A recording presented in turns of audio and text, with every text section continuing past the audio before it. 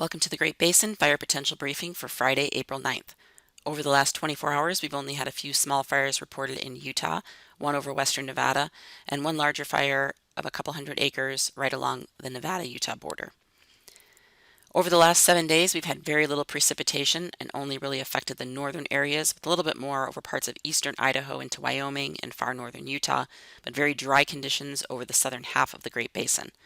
Over the last 14 days, these dry conditions have continued over southern and western Nevada and also into western Idaho.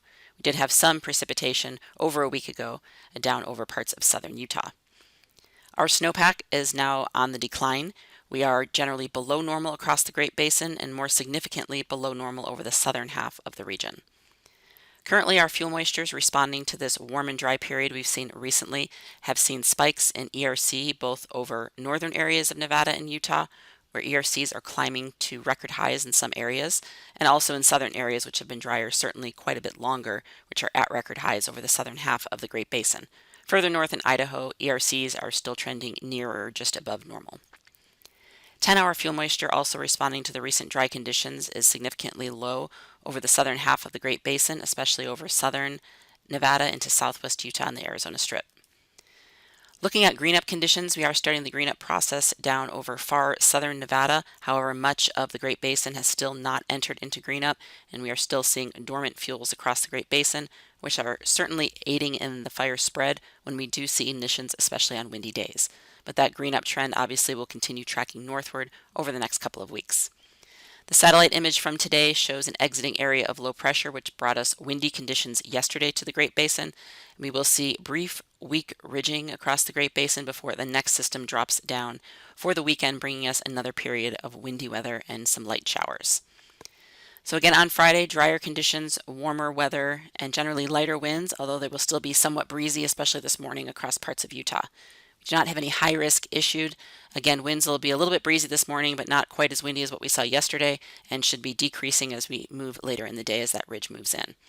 So here's the peak winds for today. Again, this is mainly this morning with some gusts above 30 or 35 miles per hour over especially the higher terrain of the southern areas of the Great Basin. But again, those winds will be on the decline. Relative humidity in the single digits to low teens across much of the lower elevations of Utah into Nevada, also up into Idaho. On Saturday, that next cold area of low pressure will drop into the northern plains, but we will get clipped in the Great Basin, mainly bringing gusty winds on Saturday to the northern half of the region. This is where fuels are certainly not quite as critical as areas further south, but certainly in areas of northeast Nevada or northwest Utah, if we do get a fire start, certainly the fuels are right on the cusp, and we have seen some larger fires in these areas on windy days, so we could see that potential again on Saturday. Looking at the winds on Saturday, you can see again over the northern half of the Great Basin, we'll see wind gusts above 35 or 40 or 45 miles per hour. So again, watching these areas in northeast Nevada and northwest Utah, if we do get a start, certainly we would see some spread for a burning period until those winds calm down. Further north in Idaho, we could see those similar conditions in the lower elevations that have been drier over southwest and south central Idaho. Otherwise, relative humidity will remain in the single digits in the south and above 15 to 20% further north. On Sunday, that system quickly sweeps off to the east, so we will see a decreasing in our winds, especially over the northern areas.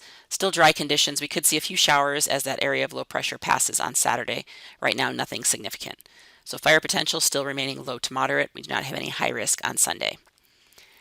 Looking at the winds, again, we will see a decrease in those winds in the north, but winds will be a little bit more breezy over southern areas of the Great Basin, and then also over the higher terrain of Utah. Again, mostly in the morning, we should see decreasing conditions later in the day, but mainly those high elevations is where we'll see those breezy winds. Relative humidity will remain in the single digits again in the south, and above about 15 or 20% in the far north. Forecast amounts of precipitation are shown here. You can see any showers we do get with that cold front this weekend may bring some light showers to central and eastern Idaho over into Wyoming, but again, very light, certainly not expecting any significant precipitation. On Monday, we will see another area of low pressure start to drop south, so we will see winds increase again. We also could see some additional clouds and maybe even some very light showers on Monday in Utah, still moderate to low fire potential. However, on Tuesday, as that area of low pressure drops south and we see a little bit deeper moisture, we'll likely see more shower activity over the northern half of Nevada into the northern half of Utah, Idaho, and Wyoming. This could also include parts of western Nevada and areas that we haven't seen precipitation in many weeks. So that will bring some relief to the northern half of the basin. Still down south, we are not expecting any precipitation in some areas with just windy and dry conditions. So that moderate fire potential will remain in the south. We will see some improving conditions over northern Utah and northern Nevada. Wednesday, that system tracks eastward across the Great Basin, keeping some clouds and showers over the northern half of the region and breezy winds down south. We will be watching for any high risk down south going into next week. 7-day total amounts of precip, you can see with that system coming in this weekend, but this is really for what we'll see going into next Tuesday. So the next system early next week is what should bring some of this precipitation to Utah. The 8 to 14-day outlook, taking us from April 16th through the 22nd, shows warm and dry conditions for the Great Basin. So again, we will see that pattern return of warmer and drier weather potentially later in the month. That concludes our webcast for today. Check back on Monday for the latest updates.